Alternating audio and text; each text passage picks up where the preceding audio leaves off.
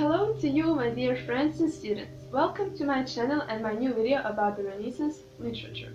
As I mentioned before in my previous video, I said something about Thomas Wyatt and his importance in English literature and how he brought Renaissance in England. But the thing that I haven't mentioned, and I said I'm gonna talk about it in my new video, is another important thing about him. He was in love with the King Henry VIII's second wife, Anne Boleyn. That caused him huge trouble, and it gave him huge inspiration. So many of his poems or his sonnets he dedicated to Anne Boleyn, and many of his sonnets he dedicated to Anne Boleyn, and nobody actually knew that it was about her. He never published any of his poems, and they were published after his death. One of the most important and most beautiful ones are Who So Lives to Hunt, in which he talks about hunting a deer, which is actually metaphor for Anne Boleyn and how hard it is to catch the love of his life, or the deer in this case. And he talks about his unfortunate love and how it's hard to love somebody who can never be yours. Second important one is Maynooth Awake. It's actually a poem sonnet in which he talks about how he's already done and over with his love for Anne Boleyn, or the mysterious woman nobody knows who she is.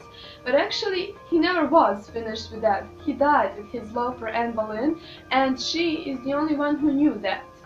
So Sir Thomas Wyatt brought Renaissance and trouble.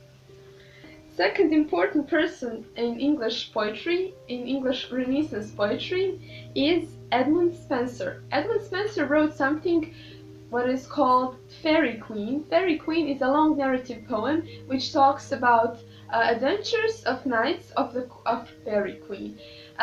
It is divided in 6 books, and each of that books is divided into cantos. Canto is a division of a long poem. So actually it's a huge book, which is actually a poem, which talks about adventures of knights. They all have symbolical name. So each of that book tells the story of an adventure of each knight who are struggling their lives to save their queen and to show the authority of their queen. Faerie Queene. The third important person that wrote poetry and sonnets in English Renaissance literature is John Donne.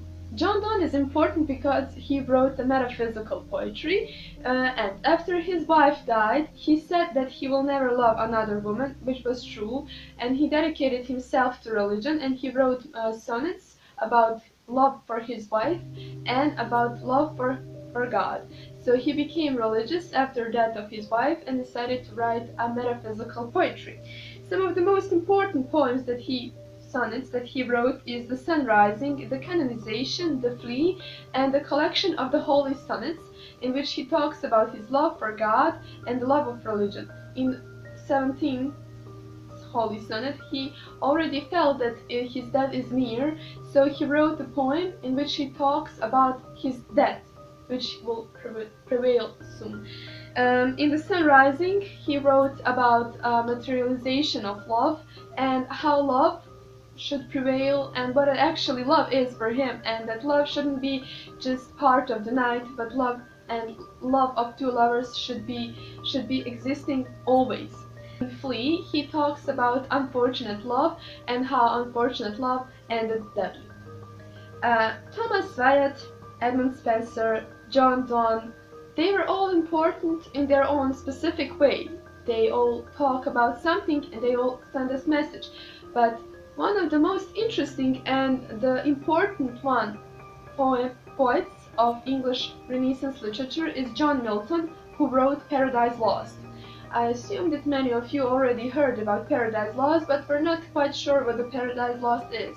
Paradise Lost is actually a heroic epic poem, which follows the biblical story about the fall of Satan, about the fall of Lucifer, and but this one is special because it talks about 2 stories, one from the God's perspective and another one from Lucifer's perspective.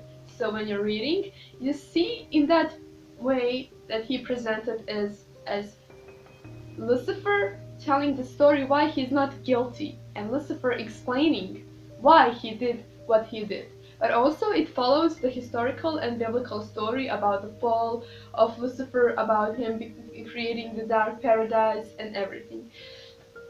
That's it. In my next video, I'm gonna talk about the importance of drama and the English Renaissance drama.